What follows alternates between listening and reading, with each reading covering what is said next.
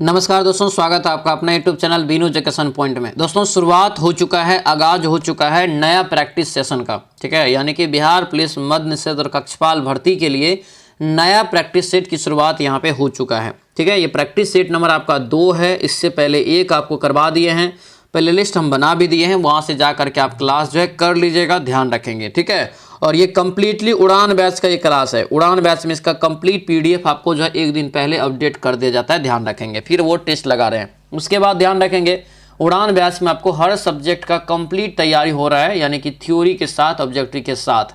ठीक है, प्रीवियस से क्वेश्चन के साथ आप जाके उड़ान बैच ज्वाइन कर लेंगे। उड़ान बैच का लिंक आपको जो है इस वीडियो के डिस्क्रिप्शन बॉक्स में डाला हुआ है, एप्स का लिंक। ठीक है, एप्स आप जो है डाउनलोड करके वहाँ से बैच ले लेंगे। यहाँ पे दोस्तों जो है सेट नंबर 2 लगाएंगे। हम क्या करते हैं इसका, तो सेट 1 दिन पहले दे देते हैं जो बैच लिए हैं, और वो क्या करते हैं तो सेट लगा के फिर ये सुबह में क्लास करके अपना जो मिलाते हैं, फिर देखते हैं कितना सही हो रहा है, कितना इंप्रूवमेंट हो रहा है। ये एक तरीका है आपकी जो है तैयारी को इम्प्रूवमेंट करने का और आपको जो है एक तरह से अच्छा बनाने का। ठीक है, तो इस तरह से अगर पढ़ेंगे तब जाके रिजल्ट होगा। ये सारा फॉलो हो रहा है कहाँ पर, तो अपना बैच में, उड़ान बैच में। ठीक है, तो क्लास को सभी लोग अच्छे से करेंगे, और ये प्रत्येक दिन आपको क्लास जो है सुबह में 8 बजे आ रहा है, सुबह में 8 बजे। ठीक है, तो सभी लोग सुबह में 8 बजे रह के तैयारी करेंगे। बहुत ही महत्वपूर्ण वैकेंसी है। अभी आपका जो है 19,838 भर्ती का फिजिकल का तैयारी, फिजिकल आपका शुरू हो जाएगा 15 दिसंबर से। इसीलिए इस वैकेंसी में भी एक्टिव मोड में सरकार दिख रहा है। ठीक है, क्योंकि ये बहुत वैकेंसी इंपॉर्टेंट है। बिहार पुलिस से भी अच्छा वैकेंसी है, मतलब सैलरी भी उससे ज़्यादा है। ठीक है, तो जल्दी जल्दी फटाफट सभी लोग बैच लेके अपना तैयारी शुरू कर दीजिए अगर नहीं किए हैं तो। ठीक है, अभी ज़्यादा दिन आपका नहीं हुआ है, क्लास फटाफट ज्वाइन कर लेंगे। तो इस क्लास को आप अच्छे से अंतिम तक करेंगे, बहुत ही महत्वपूर्ण ये क्लास है। तो चलिए दोस्तों क्लास को शुरू करते हैं। क्लास को शुरू करने से पहले दोस्तों जो भी चैनल पर नए हैं जरूर चैनल को सब्सक्राइब कर लीजिए और इस वीडियो को लाइक कर दीजिएगा। तो चलिए दोस्तों यहाँ पे क्लास को अब शुरू करते हैं। तो चलिए यहाँ पे दोस्तों आज की इस क्लास को हम लोग शुरू करते हैं। पहला यहाँ पे प्रश्न देखिए क्या पूछा जा रहा है कि पंडित जवाहरलाल नेहरू ने किस तिथि को संविधान सभा में यहाँ पे कह रहा है कि उद्देश्य प्रस्ताव को पेश किया या प्रस्तुत किया। उद्देश्य प्रस्ताव ही दोस्तों अभी हम लोग जो जानते हैं उसको प्रस्तावना के नाम से जानते हैं। ठीक है, ये जो पेश किया गया था JL नेहरू के द्वारा, ये संविधान सभा के तीसरे बैठक में किया गया था। कौन से बैठक में? तीसरा बैठक में। और तीसरा बैठक जो संविधान सभा का हुआ था वो कब हुआ था? तो 13 दिसंबर 1946 को हुआ था। आंसर क्या होगा? बी हो जाएगा। अब दिमाग में ये भी आपका आ रहा होगा कि सर पहला बैठक कब हुआ था, दूसरा कब हुआ था? तो पहला बैठक हुआ था आपको 9 दिसंबर को 1946 में, दूसरा बैठक हुआ था आपको 11 दिसंबर को 1946 में, और जब तीसरा बैठक हुआ दोस्तों 13 दिसंबर को 1946 में, तब इसी में जो है उद्देश्य प्रस्ताव पेश किया था जो है JL नेहरू के द्वारा। ठीक है, ये आपको यहाँ से याद रखना है। अगला यहाँ पे क्वेश्चन है कि भारतीय संविधान में शामिल स्वतंत्रता, समानता और बंधुत्व के सिद्धांत जो है किस देश के संविधान से लिया गया है? देखिए ये प्रस्तावना से ही संबंधित ये भी प्रश्न है, क्योंकि प्रस्तावना में मात्र एक बार जो है संशोधन किया गया है। ठीक है, और उसी के तहत ये तीनों शब्द को जो है उसमें ऐड किया गया था। ठीक है, ये आपको 42वें संविधान संशोधन के तहत प्रस्तावना या उद्देशिका में एकमात्र संशोधन हुआ है, याद रखना अब तक। ठीक है, ये जो लिया गया ये तीनों शब्द किस देश से दोस्तों प्रभावित है या किस देश के संविधान से लिए गए हैं? तो याद रखना ये आपका हो जाएगा फ्रांस हो जाएगा। ठीक है, और ये फ्रांसीसी क्रांति जो हुआ था उसी से ये प्रेरित है। ये आंसर क्या होगा यहाँ से? तो ये ऑप्शन नंबर ये ए आपका बिल्कुल करेक्ट आंसर हो जाएगा। अगला यहाँ पे क्वेश्चन पूछा जा रहा है कि भारतीय संविधान के किस अनुच्छेद में यह निर्दिष्ट किया गया है कि राज्य पंचायत जो है पंचायतों का गठन यानी संगठन करने का जो है के लिए कदम उठाया जाएगा? ये बताना है कुल मिला के आपसे कि पंचायतों का गठन कितने अनुच्छेद में है। ये तो क्लियर सभी लोग को पता है, क्या होगा यहाँ से? अनुच्छेद 40 में है। आंसर ये ए आपका राइट आंसर होगा। ए यहाँ से आपको याद रखना है। अगले क्वेश्चन पे आते हैं, दिया है कि इनमें से कौन सा भारत की नागरिकता प्राप्त करने की एक शर्त नहीं है? भारत की नागरिकता प्राप्त करने की एक शर्त यहाँ पे दोस्तों नहीं है, वो पूछा जा रहा है। 4 का राइट आंसर यहाँ से क्या होगा? तो आपका हो जाएगा दोस्तों संपत्ति अधिग्रहण से जो है नागरिकता आपको नहीं मिलता है। इसके लिए आपको जो है जन्म आपका अगर इसी देश में होता है तब मिलेगा, वंश है तब मिलेगा, देशीकरण से हो जाएगा तब मिलेगा, या दूसरे देश का भी है तो लगातार अगर अपने देश में रह रहे हैं तब भी आपको नागरिकता देने के प्रावधान है। लेकिन यहाँ से संपत्ति से इसको कोई लेना देना नहीं है। ठीक है, अगला क्वेश्चन यहाँ पे है कि भारत के राष्ट्रपति को शपथ कौन दिलाता है? भारत के राष्ट्रपति को शपथ कौन दिलाता है? तो याद रखना संविधान जो है संविधान में अनुच्छेद 60 में इसका प्रावधान है। शपथ या प्रतिज्ञान का जो प्रावधान है अनुच्छेद 60 में है, राष्ट्रपति के शपथ का प्रावधान। ये जो दिलाते हैं ये भारत के मुख्य न्यायाधीश के द्वारा ये दिलाया जाता है। आंसर क्या होगा? तो ये सी आपका बिल्कुल राइट आंसर हो जाएगा। ठीक है, सी याद रखेंगे। अगले क्वेश्चन पे आते हैं। दिया है कि किसी धन विधेयक के लोकसभा में पारित होने के बाद राज्यसभा उस विधेयक को अधिकतम कितने दिन के भीतर जो है लोकसभा को लौटा देती है, लौटा सकती है?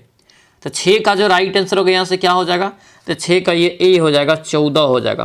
कितना होगा? ये 14 दिन के भीतर ही तो ये लौटा सकते हैं। आंसर यहाँ से ए आपका बिल्कुल जो है करेक्ट आंसर हो जाएगा। अब धन विधेयक आया है, तो धन विधेयक कितने अनुच्छेद में है? तो अनुच्छेद याद रखना, ये 110 में है।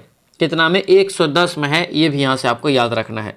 अगला क्वेश्चन यहाँ पे है कि भारतीय चुनाव आयोग की स्थापना कब किया गया? इलेक्शन कमीशन ऑफ इंडिया यानी कि भारतीय चुनाव आयोग की स्थापना किस वर्ष की गई थी? एक संवैधानिक निकाय है, इसका स्थापना हुआ दोस्तों जो है 25 जनवरी 1950 को।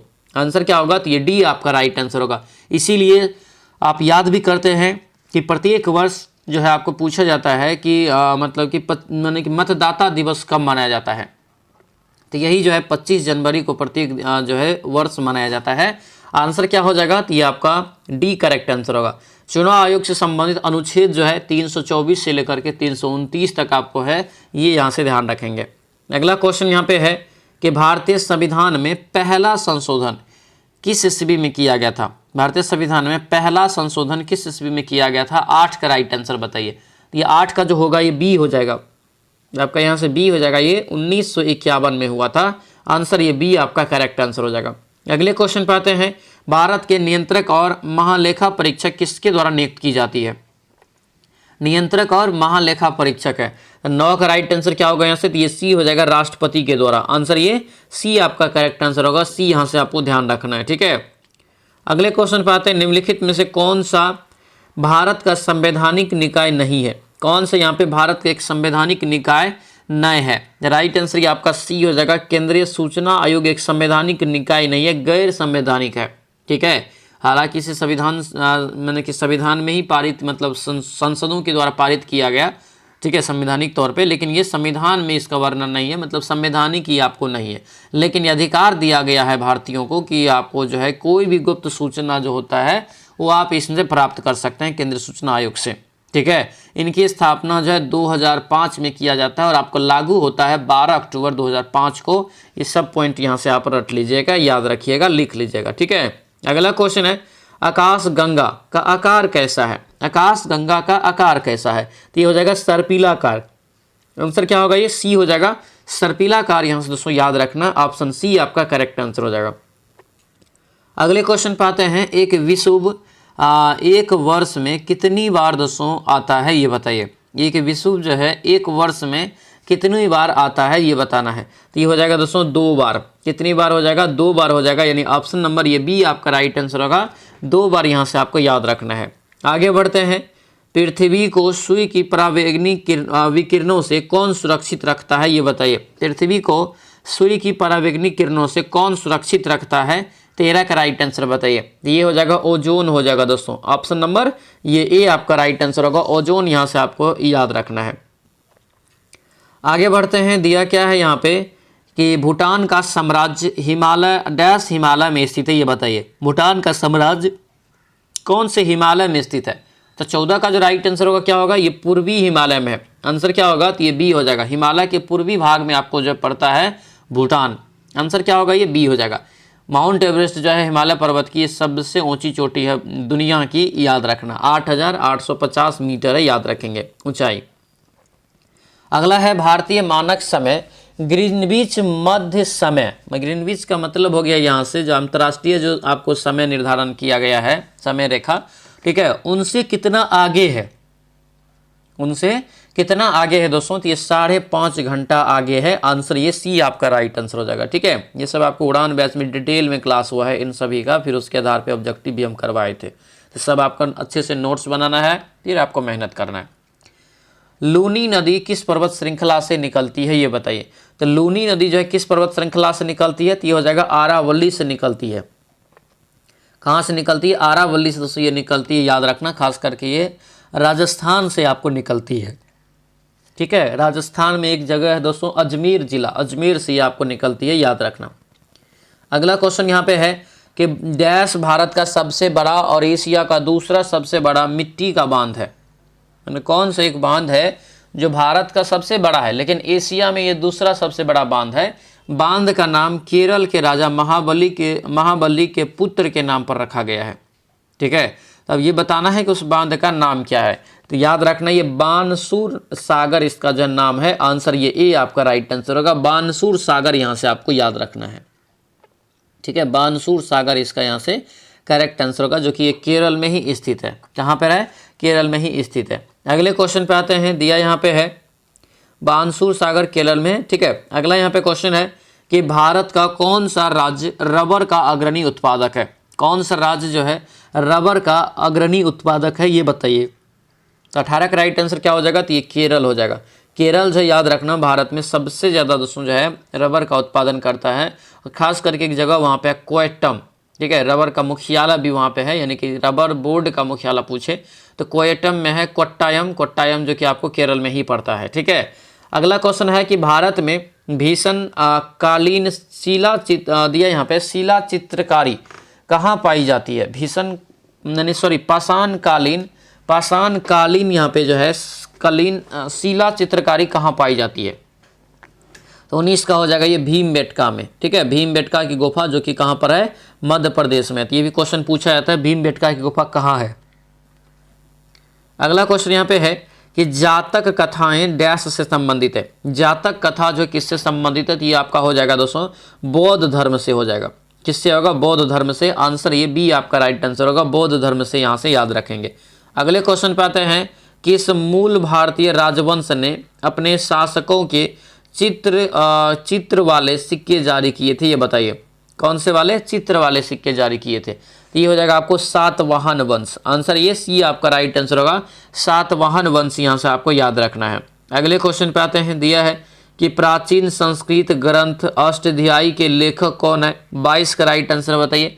प्राचीन संस्कृत ग्रंथ अष्टाध्यायी के लेखक कौन है, ये बताइए। 22 का यहाँ से राइट आंसर होगा दोस्तों ये पाणिनि हो जाएगा। क्या होगा? पाणिनि, यानी ऑप्शन नंबर ये बी आपका बिल्कुल जो है करेक्ट आंसर हो जाएगा। अगले क्वेश्चन पे आते हैं, दिया यहाँ पे क्वेश्चन है कि मोहम्मद गोरी की सेना पृथ्वीराज चौहान के बीच 2 बार युद्ध हुआ, जिसमें डैश दूसरी लड़ाई पृथ्वीराज चौहान हार गए और राज्य पर कब्जा कर लिया। ठीक है, तो ये दोस्तों पृथ्वीराज चौहान की जो हार हुआ था गौरी से, ये किस युद्ध में हुआ था पता है? ये था युद्ध दोस्तों तराइन की दूसरी लड़ाई में। क्योंकि पहली में जो है आपको पृथ्वीराज चौहान जीत गए थे गौरी से, लेकिन जब दूसरी बार आपका ये हुआ तो दोस्तों यहाँ पर फिर हार गए, फिर राज्य पे कब्जा कर लिया मोहम्मद गौरी ने। आंसर डी हो जाएगा। ठीक है, डी यहाँ से याद रखेंगे। अगला क्वेश्चन है कि भारतीय इस्लामिक शिल्पकला जो कुतुब मीनार एवं अलाई दरबार जैसे जो है स्मारकों में दृष्टिगोचर है, मतलब उपलब्ध है, भारत के किस युग से संबंधित है? तो ये भारत के किस युग का दोस्तों जो है तो ये हो जाएगा दिल्ली सल्तनत का ये आपको चीज़ें हैं। आंसर ये बी आपका राइट आंसर होगा। दिल्ली सल्तनत की शुरुआत जो होता है वो 1206 से होता है, और जब मुगल वंश की स्थापना होता है 1526 तक, तब तक ये चलता है। मतलब 1206 से लेकर के 1526 तक जो है ये दिल्ली सल्तनत का शासनकाल रहता है भारत में, याद रखेंगे। ठीक है, अगला क्वेश्चन यहाँ पे है, कन्नौज की लड़ाई में शेरशाह सूरी द्वारा हुमायूं को डैश में पराजित किया गया। तो कन्नौज की लड़ाई कब हुआ था? तो कन्नौज की लड़ाई होता है 1540 में। ठीक है, शेरशाह सूरी के यहाँ पे शेरशाह सूरी क्या करते हैं? तो हुमायूं को यहाँ पे हरा देते हैं, फिर अपना साम्राज्य स्थापित करते हैं। हुमायूं को दोस्तों एक तरह से हट जाते हैं पद से। ठीक है, माने कि मुगल वंश से ही ये संबंधित है। फिर दोस्तों ये जो आपको क्या होता है, तो आपको फिर लास्ट में आपका ये जो होता है 1545 में शेरशाह सूरी की मृत्यु हो जाता है। ठीक है, फिर आपको ये सब कहानियाँ बढ़ते रहता है, ध्यान रखेंगे। आंसर क्या होगा? तो ये आपका बी करेक्ट आंसर हो जाएगा। अगला क्वेश्चन यहाँ पे है, भारत की आत्मकथा बाबरनामा किस भाषा में लिखी गई है, ये बताइए। बाबरनामा का लेखन जो है किस भाषा में हुआ है? 26 का राइट आंसर तो ये तुर्की भाषा में हो जाएगा। ठीक है, अब बाबरनामा की रचना जो है खुद बाबर नहीं किया है, अपनी आत्मकथा खुद लिखे हैं। ठीक है, 2 ऐसे शासक हुआ मुगल शासक में जिन्होंने अपनी आत्मकथा खुद के कलम से खुद से लिखा है। वो कौन कौन है? तो एक बाबर है और एक आपको जहांगीर है। तुजुक ए जहांगीरी और यहाँ पे जो है बाबर, तुजुक ए बाबरनामी करके आता है, बाबरनामा याद रखेंगे। आंसर क्या होगा यहाँ से? तो ये आपका जो है डी यहाँ से करेक्ट आंसर हो जाएगा। अगला क्वेश्चन यहाँ पे है कि जब फ्रांसीसी नेतृत्व में फ्रांस ने डैश यानी कौन सा जो है जगहों पर कब्जा किया था, तब यानी कि पहला कर्नाटक युद्ध लड़ा गया था। ठीक है, तो 27 के यहाँ से करेक्ट आंसर क्या होगा, तो ये ए हो जाएगा मद्रास। आंसर ये ए आपका राइट आंसर हो जाएगा। अगले क्वेश्चन पे आते हैं, सिपाही विद्रोह के दौरान भारत का जनरल गवर्नर कौन था। सिपाही विद्रोह के दौरान भारत का गवर्नर जनरल कौन था, ये बताइए। ये जो भारत का गवर्नर जनरल हो जाएगा दोस्तों, ये आपका होगा लॉर्ड कैनिंग। आंसर क्या होगा, Lord Canning. Option number D आपका बिल्कुल करेक्ट आंसर हो जाएगा। अगले क्वेश्चन पे आते हैं, दिल्ली दरबार 1911 के दौरान दिल्ली की जो है आधारशिला इनमें से किसने रखी थी, ये बताइए। दिल्ली के आधारशिला जो है इनमें से किसके द्वारा रखा गया था, ये बताइए। तो ये हो जाएगा जॉर्ज पंचम के द्वारा। किसके द्वारा, जॉर्ज पंचम के द्वारा। आंसर ये सी आपका राइट आंसर हो जाएगा। आगे बढ़ते हैं कि सहायक गठबंधन 1798 में किसके द्वारा तैयार किया गया एक जो है गैर हस्तक्षेप नीति था, ये बताइए। ठीक है, तो ये 30 का राइट आंसर यहाँ से क्या होगा, तो 30 का ये सी हो जाएगा दोस्तों। ये लॉर्ड वेलेस्ली के द्वारा सहायक जो आपको समझौता जो करने वाले व्यक्ति है, ये लॉर्ड वेलेस्ली है। आंसर ये सी करेक्ट आंसर हो जाएगा। सहायक संधि का जनक के रूप में इसको जाना जाता है, याद रखना। अगला क्वेश्चन है कि उत्पादन हेतु कच्चा माल और नकदी इसके अंतर्गत वर्गीकृत किए जाते हैं, यानी किसके अंतर्गत यहाँ पे वर्गीकृत किए जाते हैं, तो ये हो जाएगा कार्यशील पूंजी। क्या होगा ये, कार्यशील पूंजी, यानी ऑप्शन ये बी आपका बिल्कुल राइट आंसर हो जाएगा। आगे बढ़ते हैं, पहली पंचवर्षीय योजना का मुख्य उद्देश्य भारत में कृषि की सुधार में स्थिति में सुधार करना था। यह दोस्तों जो है कब शुरू किया गया था।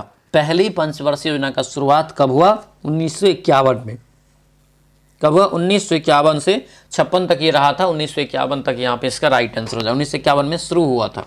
ठीक है, अगले क्वेश्चन पे आते हैं, यह है कि निम्नलिखित में से कौन भारत सरकार की मौद्रिक नीति को तैयार करता है। कौन यहाँ पे मौद्रिक नीति तैयार करता है, 33 का राइट आंसर बताइए।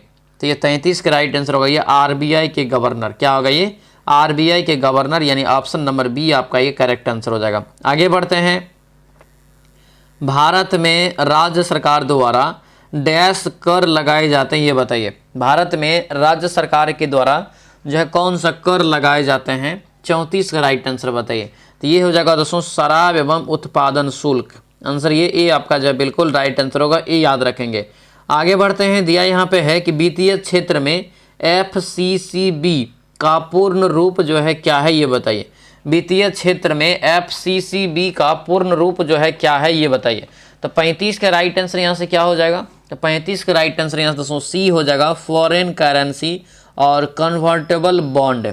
आंसर ये सी आपका जो है बिल्कुल राइट आंसर हो जाएगा। अगला क्वेश्चन यहाँ पे दिया यहाँ पे है कि ऑपरेशन ग्रीन्स एक सरकारी योजना है, इसका उद्देश्य क्या है, ये बताइए। ऑपरेशन ग्रीन्स एक सरकारी योजना जो है, इसका उद्देश्य क्या है, किस लिए चलाया गया, ये आपको बताना है। तो ये राइट आंसर यहाँ से डी हो जाएगा। क्या होगा, टमाटर, प्याज और आलू, TOP, यानी टॉप की जो फसलों की जो है आपूर्ति को स्थिरता लाने के लिए। क्योंकि देखिए टी से हो गया टमाटो, ओ से ऑनियन और पी से पोटैटो। तो ये तीन को चीज़ क्या है, तो जो है भारत में खास करके सब्जियों में सबसे ज़्यादा खाने वाली ये चीज़ है कि नहीं। तो यही आपका इसमें स्थिरता लाने के लिए जो है ऑपरेशन ग्रीन्स जो है एक सरकारी योजना चलाया गया था। आंसर ये डी आपका राइट आंसर होगा। डी यहाँ से दोस्तों याद रखना है। ठीक है, अगले क्वेश्चन पे आते हैं, स्वच्छ विकास तंत्र कार्यक्रम। स्वच्छ विकास तंत्र कार्यक्रम डैश का उपयोग को जो है करने के लिए किया गया है। तो ये किसके लिए किया गया है, तो ये आपका हो जाएगा दोस्तों ग्रीन हाउस उत्सर्जन। आंसर यहाँ से क्या होगा, तो ये ग्रीन हाउस गैस उत्सर्जन, डी आपका करेक्ट आंसर होगा। इसको कम करने के लिए किया गया है। कर्नाटक का जो है काम्बला त्योहार जो है संबंधित है किससे, काम्बला त्योहार किससे संबंधित है ये बताना है। तो ये भैंसों की लड़ाई से, किससे हो जाएगा, भैंसों की लड़ाई से। ऑप्शन नंबर बी आपका ये राइट आंसर हो जाएगा। आगे बढ़ते हैं, दिया यहाँ पे क्या है कि गिद्धा यहाँ पे करे, गिद्धा किस राज्य का लोक नृत्य है। तो गिद्धा जो यहाँ पे हो जाएगा किस राज्य का लोक नृत्य, ये आपका हो जाएगा दोस्तों पंजाब का। आंसर ए हो जाएगा। पंडित जो है जसराज किस क्षेत्र में प्रख्यात है, ये बताइए। पंडित जसराज जो है किस क्षेत्र में प्रख्यात है, 40 का करेक्ट आंसर क्या हो जाएगा, तो ये सी होगा, शास्त्रीय संगीत। क्या होगा ये, शास्त्रीय संगीत, यानी ऑप्शन नंबर ये सी आपका बिल्कुल जो है करेक्ट आंसर हो जाएगा। अगला क्वेश्चन यहाँ पे पूछा जा रहा है, life on my terms life on my terms किसकी आत्मकथा है, ये बताइए। लाइफ माई टर्म्स जो है किसकी आत्मकथा है, तो ये हो जाएगा शरद पवार की। किसकी है ये, शरद पवार की एक पुस्तक है, याद रखना है। आगे बढ़ते हैं, दिया यहाँ पे क्या है कि अंतर्राष्ट्रीय महिला दिवस, क्या दिया है, अंतर्राष्ट्रीय महिला दिवस प्रत्येक वर्ष कब मनाया जाता है, तो ये मनाया जाता है कितने मार्च को, तो ये 8 मार्च को मनाया जाता है। यहाँ पे मार्च लिखा हुआ है, ठीक है, कि अंतर्राष्ट्रीय महिला दिवस हर साल कितने मार्च को मनाया जाता है, तो ये 8 मार्च, ऑप्शन नंबर सी हो जाएगा। आगे बढ़ते हैं, दिया है कैलाश सत्यार्थी किसके संस्थापक है। कैलाश सत्यार्थी को दोस्तों जो है नोबेल पुरस्कार भी मिला था शांति का, याद रखेंगे, ठीक है। और ये किसके संस्थापक है या किस अभियान को इन्होंने शुरुआत किया था, तो ये अभियान था दोस्तों यहाँ पे 43 का राइट आंसर क्या होगा, तो ये ए हो जाएगा, बचपन बचाओ आंदोलन। आंसर ए हो जाएगा, बचपन बचाओ आंदोलन। यहाँ से आपको याद रखना है, इंपॉर्टेंट रहेगा, ठीक है। 2014 में इसको जो है शांति का नोबेल पुरस्कार से सम्मानित किया गया था, ये भी याद रखेंगे। अगला क्वेश्चन है कि यूनेस्को का मुख्यालय कहाँ है। देखिए यूनेस्को और यूनिसेफ ये दोनों आपको अलग अलग आपका जो मुख्यालय होता है, और आपको लगेगा कि दोनों एक ही नाम है, थोड़ा कन्फ्यूजन होता भी है। तो यूनेस्को और यूनिसेफ अलग है। यूनेस्को का मुख्यालय पेरिस फ्रांस में है, और यूनिसेफ का मुख्यालय जो है वो न्यूयॉर्क में है, ठीक है। आगे बढ़ते हैं, दिया यहाँ पे है कि भारतीय अंतरिक्ष कार्यक्रम का जनक किसे कहा जाता है। भारतीय अंतरिक्ष कार्यक्रम का जनक जो है किसे कहा जाता है, तो ये विक्रम साराभाई को कहते हैं। आंसर नंबर बी आपका ये राइट आंसर होगा, बी यहाँ से याद रखेंगे। दोस्तों आपसे रिक्वेस्ट है, जो भी चैनल पर नए हैं चैनल को जरूर सब्सक्राइब कर लीजिएगा और इस वीडियो को लाइक कर दीजिएगा, ठीक है। और दोस्तों जो भी बिहार पुलिस का मद्य निषेध और कक्षपाल की भर्ती का यानी कि तैयारी करना चाहते हैं या फॉर्म भरे हैं और तैयारी आप शुरू नहीं किए हैं, तो आज से शुरू कर दीजिए। ये कहाँ से शुरुआत करना है, तो ये उड़ान बैच दोस्तों अपना आया हुआ है, फाउंडेशन बैच ये आपका है, ठीक है। ये आपका क्लास जो है एप्लीकेशन पे हो रहा है, एप्स पे आपका ये हो रहा है। एप्स का लिंक इस वीडियो के हम डिस्क्रिप्शन बॉक्स में जो है डाल दिए हैं। वहाँ से क्या करना है, तो आपको एप्लीकेशन डाउनलोड कर लेना है, मोबाइल नंबर डाल के साइन अप करके फिर पेड कोर्स में जाके ये उड़ान बैच आपको ज्वाइन करना है। और इससे बेस्ट बैच, इससे बेहतरीन कंटेंट के साथ कहीं नहीं मिलेगा। ये आपको जो है मात्र 249 रुपया में आपको कंप्लीट बैच मिल जाएगा। और उसके बाद आपको प्रत्येक संडे को दोस्तों टेस्ट भी आपको फ्री में मिलेगा। टोटल 25 गो टेस्ट आपको यहाँ पे फ्री में मिलने वाला है, समझ रहे बात को। तो ये टोटल 25 गो टेस्ट भी आपको इसमें फ्री में मिल जाएगा। तो फटाफट सभी लोग जाके अपना ये बैच को ज्वाइन कर लेंगे। कंप्लीट हर सब्जेक्ट का, चाहे मैथ हो, हिंदी हो, चाहे बिहार जीके हो, हर सब्जेक्ट का वहाँ पे जो है आपको थ्योरी के साथ पढ़ाया जा रहा है, ताकि आपको एक एक चीज़ समझ में आ जाए, याद हो जाए, ठीक है। तो ज़्यादा देर नहीं करिए, ज़्यादा दिन आपको जो है वेट भी नहीं करना है, क्योंकि दोस्तों एग्ज़ाम मार्च में आपका होना है, ठीक है। इसीलिए अपने आप को एक फोकस बना के रखिए कि नहीं हमको इस वैकेंसी में जॉब लेना है, तो उसके लिए अभी से तैयारी भी करना पड़ेगा। ऐसा नहीं कि एग्ज़ाम का डेट आएगा तब हम तैयारी करेंगे, ऐसे में फिर आपका तैयारी दोस्तों ढीला पड़ जाएगा, फिर आपका रिजल्ट नहीं होगा। तो आपको शुरू से तैयारी करना है और अभी से तैयारी करना है, ठीक है। आप हमसे कनेक्ट हो जाएंगे, पर्सनली कनेक्ट हो जाएंगे। कोई भी प्रॉब्लम हो, कुछ भी हो, इस पर आप व्हाट्सएप मैसेज करके भी पूछ भी सकते हैं, फ़ोन करके पूछ सकते हैं। दूसरा पॉइंट, अगर ये एप्लीकेशन का लिंक आपको नहीं मिलता है डिस्क्रिप्शन बॉक्स में, तो ये नंबर आपको जो है सेव कर लेना है व्हाट्सएप में। अभी स्क्रीनशॉट ले लीजिए, क्लास खत्म होगा तो ये नंबर पे आप व्हाट्सएप मैसेज करिएगा सेव करके। व्हाट्सएप मैसेज में लिखना है सर हमको लिंक भेज दीजिए, क्लास लेना है। हम आपको तुरंत इधर से जो है आपको लिंक भेज देंगे एप्स का, ठीक है। तो उसको डाउनलोड करके अपना मोबाइल नंबर साइन अप करके पेमेंट करके अपना बैच जो है ले लेंगे। दूसरा बात, पेमेंट अगर आपको नहीं होता है तो उसके लिए भी ऑप्शन है। आप मैसेज में लिखेंगे सर हमको पेमेंट करने का सुविधा नहीं है, पे फ़ोन नंबर दीजिए, तो हमको वो भी नंबर प्रोवाइड करवा देंगे, ठीक है। तो दोनों ऑप्शन है, दोनों में से आपको जो अच्छा लगे, लेकिन आप बैच जल्दी ज्वाइन करके अपना तैयारी शुरू करिए, ठीक है। मौका निकल रहा है हाथ से। चलिए क्वेश्चन पे आते हैं। दिया क्या है कि निम्नलिखित में से कौन जो है जमीन से हवा में मार करने वाली मिसाइल है। कौन यहाँ पे जमीन से हवा में मार करने वाली मिसाइल है। 46 का राइट आंसर क्या हो जाएगा, तो 46 का ये बी हो जाएगा दोस्तों, त्रिशूल यहाँ पे है। क्या होगा, त्रिशूल यहाँ से इसका करेक्ट आंसर होगा। त्रिशूल याद रखेंगे, इसकी मारक क्षमता बहुत कम है, 500 मीटर यहाँ पे है, याद रखना। और 500 मीटर से लेकर के 9 किलोमीटर तक है, ठीक है, याद रखेंगे। आंसर बी आपका करेक्ट आंसर हो जाएगा। अगला क्वेश्चन यहाँ पे है कि कंप्यूटर के संदर्भ में वेट वेयर क्या होता है, ये बताइए। वेट वेयर, कंप्यूटर के संदर्भ में वेट वेयर क्या है, तो वेट वेयर जो हो जाएगा दोस्तों ये क्या होगा, तो ये होगा मानक मस्तिष्क। आंसर ये सी आपका बिल्कुल जो है करेक्ट आंसर होगा, मानक मस्तिष्क। यहाँ से आपको याद रखना है। आगे बढ़ते हैं। दिया यहाँ पे पेटाबाइट, 1 पेटाबाइट बराबर कितना होता है, तो 1 पेटाबाइट बराबर कितना हो जाएगा, तो ये आपका हो जाएगा दोस्तों जो है आपको 1024 टेराबाइट। ठीक है, आंसर क्या होगा, तो ये सी आपका राइट आंसर होगा, सी याद रखेंगे। आगे बढ़ते हैं, दिया यहाँ पे प्रोसेस्ड डाटा को डैश के रूप में जाना जाता है। प्रोसेस्ड डाटा जो होता है उसको किस रूप में जानते हैं, तो ये हो जाएगा जानकारी के रूप में, ऑप्शन ये बी हो जाएगा। यूडीपी क्या है, यूडीपी क्या है, 50 का राइट आंसर बताएंगे, तो ये बी हो जाएगा, कनेक्शन रहित प्रोटोकॉल। आंसर ये बी आपका राइट आंसर होगा, यूडीपी यहाँ से आपको याद रखना। आगे बढ़ते हैं, दाब मापने का एसआई इकाई क्या है, तो दाब मापने वाला एसआई इकाई जो होता है वो पास्कल होता है। ठीक है, अगला क्वेश्चन यहाँ पे है कि बहुत उच्च तापमान को मापने के लिए किस उपकरण का उपयोग करते हैं। तो ज़्यादा अगर तापमान है, जैसे सूर्य की जो है आपको अगर तापमान मापना है तो उसके लिए आपको पायरोमीटर के यहाँ से प्रयोग करेंगे। क्या करेंगे, पायरोमीटर के यहाँ से प्रयोग हो जाएगा, ऑप्शन डी हो जाएगा। आगे बढ़ते हैं, दिया है कि निम्नलिखित भौतिक मात्राओं में से कौन सी एक अदिश राशि है, ये बताइए। कौन एक अदिश राशि के अंतर्गत आता है, ये बताना है। तो ये हो जाएगा यंग मापांक। क्या होगा, ये यंग मापांक हो जाएगा। आंसर ये सी आपका दोस्तों बिल्कुल राइट आंसर होगा।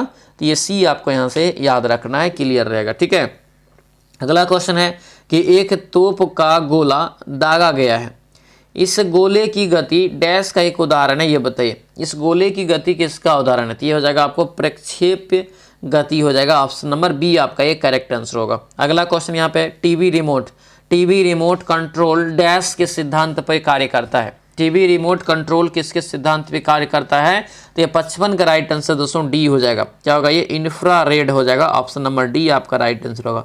इंफ्रारेड के सिद्धांत पे ये क्या करता है, तो ये आपको काम करता है, ध्यान रखना। आगे बढ़ते हैं, दिया है कि निम्नलिखित में से सबसे अधिक परमाणु जो है द्रव्यमान वाला तत्व कौन सा है। इसमें सबसे ज्यादा परमाणु द्रव्यमान किसका है, ये क्वेश्चन है यहाँ पे। ठीक है, यहाँ पे देखेंगे तो सबका आपको निकालना पड़ेगा। ठीक है, तो ये सब केमिस्ट्री में आपका क्लास होगा जिसमें आपको ये सब निकालने के लिए बताएंगे भी, याद भी करवाएंगे ट्रिक के साथ। ठीक है, तो यहाँ पे देखेंगे कैल्शियम का परमाणु क्रमांक होता है 20 और इसका द्रव्यमान होता है लगभग 40 होता है। मैग्नीशियम का होता है परमाणु संख्या 12 दूना 24 के आसपास इसका होता है। क्लोरीन का दोस्तों कितना होता है, तो क्लोरीन होता है 17 दूना 34 35 इसका जो है क्या होता है, द्रव्यमान होता है। सल्फर का होता है 16 दूना 32 इसका द्रव्यमान संख्या होता है, लेकिन कैल्शियम का सबसे ज़्यादा है, यानी ऑप्शन ए हो जाएगा। आगे बढ़ते हैं, उस अम्ल की पहचान करें जो पाचन में मदद करता है, पचाने में। तो पचाने में, पेट के पाचन में जो है आपको हाइड्रोक्लोरिक अम्ल जो है मदद करता है, और ये सेम क्वेश्चन आपको जो बिहार पुलिस में पूछा भी गया है पिछला बार में। ठीक है, अगला क्वेश्चन यहाँ पे है कि निम्नलिखित में से कौन से आयन जल की कठोरता के लिए जिम्मेदार है। जल की कठोरता के लिए कौन सा आयन यहाँ पे जिम्मेदार है, 58 का राइट आंसर बताना है। तो ये 58 का दोस्तों बी हो जाएगा। क्या होगा, बी हो जाएगा, कैल्शियम मैग्नीशियम के आयन। आंसर ये बी आपका बिल्कुल जो है करेक्ट आंसर हो जाएगा। अगला क्वेश्चन यहाँ पे है कि निम्नलिखित में से सबसे कठोर जो है पदार्थ कौन सा है। कौन सा पदार्थ सबसे कठोर है इस ऑप्शन में, तो देखिए याद रखना, पृथ्वी पर ब्रह्मांड में हर जगह पे सबसे कठोर पदार्थ जो है ये आपको क्या है, तो हीरा है। आंसर क्या होगा, तो ये बी आपका राइट आंसर होगा। बी यहाँ से दोस्तों याद रखना, पदार्थ में हीरा जो सबसे कठोर है, ये यहाँ से आपको ध्यान रखना है। आगे बढ़ते हैं, निम्नलिखित में से कौन सी कोशिकीय संरचनाएं प्रोटीन संश्लेषण के लिए उत्तरदायी होता है। किसके लिए, प्रोटीन संश्लेषण के लिए। तो 60 का जो राइट आंसर होगा राइबोसोम हो जाएगा। क्या होगा दोस्तों, ये राइबोसोम हो जाएगा, यानी ऑप्शन ये डी आपका बिल्कुल जो है करेक्ट आंसर हो जाएगा। अगला क्वेश्चन है कि ग्रेगर मेंडल का आनुवांशिकता का मूल नियम किस सब्जी पर जो है उनके किए गए कार्य पर आधारित है। आनुवांशिकता का जो पता लगाया था नियम का, तो आपको मटर के पौधा पे लगाया था, तो एक सब्जी में आता है ये, तो मटर के पौधा पे हो जाएगा। आगे बढ़ते हैं, निम्नलिखित में से कौन सी जो है दुनिया की सबसे तेज दौड़ने वाली प्रजाति है। दुनिया की सबसे तेज दौड़ने वाली प्रजाति यहाँ पे कौन सा है, 62 का राइट आंसर क्या होगा, तो ये हो जाएगा आपको जो है सिल्वर चीटी। ठीक है, सहारन सिल्वर चीटी हो जाएगा, ऑप्शन नंबर ये सी हो जाएगा। तो दुनिया के सबसे तेज दौड़ने वाला आपको चीटी का नाम पूछा था, तो इसलिए ऑप्शन नंबर सी जो है याद रखेंगे। आगे बढ़ते हैं, रक्त में आरबीसी के बढ़ने से कौन सी जो है स्थिति बन जाती है, ये बताइए। आरबीसी अगर बढ़ जाएगा तो कौन सी स्थिति बन जाता है, ये बताना है। तो ये हो जाएगा आपका पॉलीसाइथेमिया हो जाएगा, ऑप्शन ये सी आपका दोस्तों बिल्कुल जो है करेक्ट आंसर होगा। तो ये सी आपको यहाँ से याद रखना है। आगे बढ़ते हैं, दिया यहाँ पे है कि खाद्य श्रृंखला के किस स्तर में मिलीपीड और स्प्रिंग टेल, वुड लाइस और गोबर मक्खियाँ और घोंघा शामिल होते हैं, ये बताइए। ठीक है, घोंघा जो है शामिल होते हैं। तो 64 का जो राइट आंसर होगा क्या होगा, तो ये ए हो जाएगा ये आपका, ठीक है, ए हो जाएगा आपका अपर दहारी, अपर दहारी आंसर ये आपका बिल्कुल जो है करेक्ट आंसर हो जाएगा। अगले क्वेश्चन पे आते हैं। राष्ट्र पर्व वेबसाइट मोबाइल ऐप को कब लॉन्च किया गया ये बताइए। एक वेबसाइट लॉन्च किया गया राष्ट्र पर्व वेबसाइट, मोबाइल ऐप भी लॉन्च किया गया इसका, तो ये कब लॉन्च किया गया ये बताना है। ये किया गया दोस्तों जो है 25 दिसंबर 2024 को किया गया था, ऑप्शन नंबर डी हो जाएगा। अगले क्वेश्चन पे आते हैं। BRICS youth council entrepreneurship working group का आयोजन कहाँ होगा ये बताना है। तो ये दोस्तों कहाँ होगा, तो ये आपका हो जाएगा ये भारत में, आंसर ये ए आपका राइट आंसर हो जाएगा। अगला क्वेश्चन यहाँ पे है, वंदना पूर्व से जो है उत्तर से पूर्व की दिशा में जा रही है, ठीक है, उत्तर से पूर्व की दिशा में वंदना जा रही है और 5 किलोमीटर जो है चलने के बाद उत्तर से पूर्व क्या होगा, ये उत्तर से पूर्व का मतलब है कि ये आपको जो है उत्तर से ये पूरब की ओर ही जा रही है, यानी कि ये इधर से इधर जा रही है, ठीक है, पूरब की दिशा में ये जा रही है। ये आपको यहाँ से अगर डायरेक्शन निकालेंगे तो ये आपको जो उत्तर से पूरब की ओर जा रही है, ठीक है। अब यहाँ पे कर है उत्तर पूर्व दिशा की ओर जा रही है, सॉरी उत्तर पूर्व दिशा की ओर है, ये तो उत्तर पूर्व ये हो गया है ना, उत्तर पूर्व दिशा की ओर जा रही है। 5 किलोमीटर चलने के बाद वो जो है दाएं मुड़ के जो है 90 डिग्री मुड़ जाता है। 90 डिग्री का जो कोण बनेगा यहाँ पे सीधा ये से होगा, है कि नहीं। अब कह रहा है कि वह किस दिशा की ओर चल रही है, तो सीधा दिख रहा है कि किस दिशा की ओर चल रही है, तो दक्षिण पूर्व, आंसर ये बी हो जाएगा। आगे बढ़ते हैं। ये ABCD वाला जितने भी सवाल है आप लोग को ABCD लिख के बनाना है, क्लियर है, ये सभी को बनाएंगे आप लोग। यहाँ से आपके क्वेश्चन जो है 2 क्वेश्चन लगभग आपके पूछ लिए जाते हैं, लेकिन कभी कभी नहीं भी पूछता है, ठीक है। हालांकि सिलेबस में आपके नहीं दिया हुआ है, लेकिन यहाँ पे सेट में आपको जो है हम 2-4 करके करवा देंगे, इससे भी आपको कवर हो जाएगा। कहीं कि देखिए एग्जाम CSBC है, कोई ऐसा भी होता है जो मैथ में ही पूछ लिया जाता है ना। अब इसका देखिए ये है रीजनिंग का कि मैथ का ये पता नहीं चलेगा, लेकिन ये आपको जो है रीजनिंग यहाँ पे है, ठीक है, इसको संतुलित करना है। संतुलित करने के लिए आपको ये चिन्ह जो दिया हुआ है आपको इनको बदलना है, आपको स्टार के जगह पे, ठीक है। तो 89 का जो राइट आंसर, सॉरी 69 का जो राइट आंसर होगा ये डी हो जाएगा यहाँ से, ठीक है। अगला यहाँ पे है कि दिए गए शब्द को अंग्रेजी शब्दकोश के अनुसार व्यवस्थित करने के पश्चात कौन सा शब्द तीसरे स्थान पर आएगा, ठीक है, तीसरे स्थान पे। SSS देखिए सब में है, E भी सब में है ना, R जो है सब में है। अब यहाँ पे चेंज होता है, तो सबसे पहले क्या होगा, ये आपको जो है सबसे पहले यहाँ पे क्या होना चाहिए, अगर देखेंगे यहाँ पे तो सबसे पहले दोस्तों आपका जो होगा ये आई होगा, है आई वाला होगा।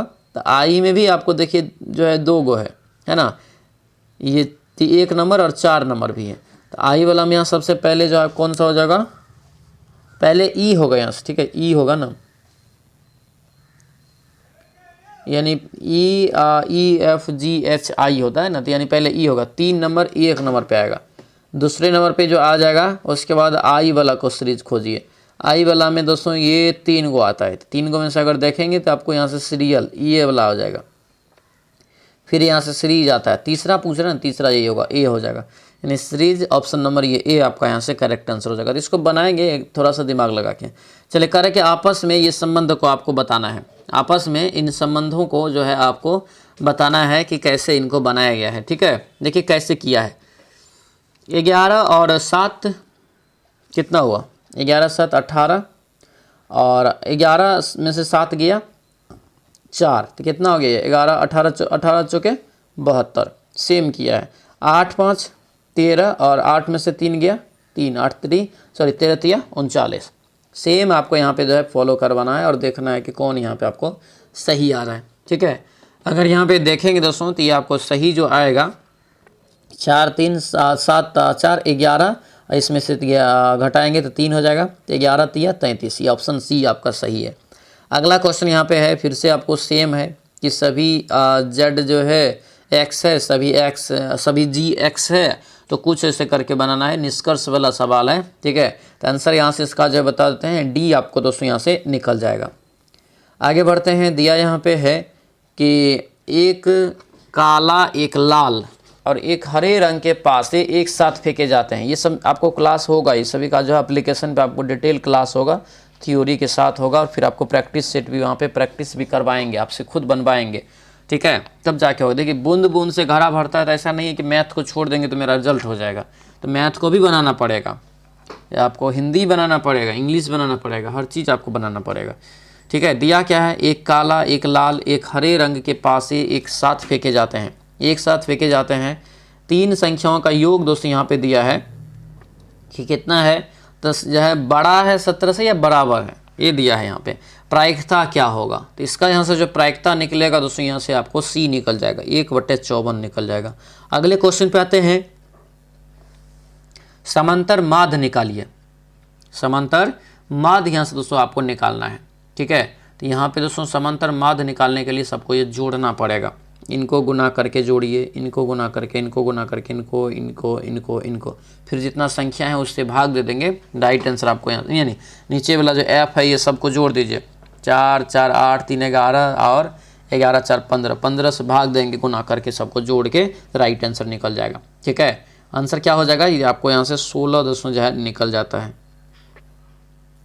अगला क्वेश्चन यहाँ पे है कि तल है 3x - 4y - 2z बराबर 6 द्वारा निर्देशांक अक्षांशों के साथ निर्मित अंतःखंड क्या होंगे। इसके अंतःखंड जो आपका हो जाएगा ये D वाला होगा, आंसर D आपका ये करेक्ट आंसर होगा। अगला यहाँ पे दिया है कि यहाँ पे क्वेश्चन दोस्तों है कि cos 20 डिग्री बटे cos sin 70 degree plus cos theta बटे साइन इंटू 90 माइनस थीटा है। ठीक है, तो इसका मान निकालिए। तो आपको करेंगे क्या, तो यहाँ पे भी साइन जो है क्या हो जाएगा, चेंज होके cos 90 हो जाएगा, तो ये 1 हो जाएगा।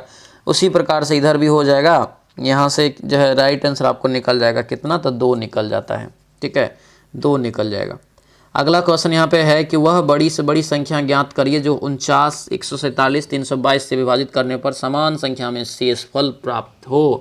क्या करना है यहाँ पे, क्या करना है, 77 का बताइए। तो 77 का दोस्तों यहाँ से क्या करना है, तो सबको घटा लेना है। ठीक है, सबको घटा के आपको यहाँ से जो है क्या करना है, तो सबका HCF निकाल लेना है। जैसे 49 घटाएंगे हम जो है 147 में से। ठीक है, और फिर दोस्तों यहाँ पे क्या करेंगे, 322 में से 147 को घटाएंगे और फिर 332 में से ये आपको जो है 322 में से 49 को घटाएंगे। जो संख्या आएगा उसका HCF निकाल लीजिएगा, जो कॉमन सब में होगा वो सब शेष प्राप्त होगा। आंसर ये 7 निकलता है। आगे बढ़ते हैं, एक त्रिभुज AD त्रिभुज ABC की माध्यिका है, ABC की माध्यिका है। ठीक है, P त्रिभुज ABC का केंद्रक है, AP बराबर 14 है, तो PD की लंबाई कितना होगा, तो ये आपको आधा होता है, माध्यिका की आधी होती है, यानी कि 14 है, तो ये 7 हो जाएगा। आंसर ये A आपका करेक्ट आंसर होगा।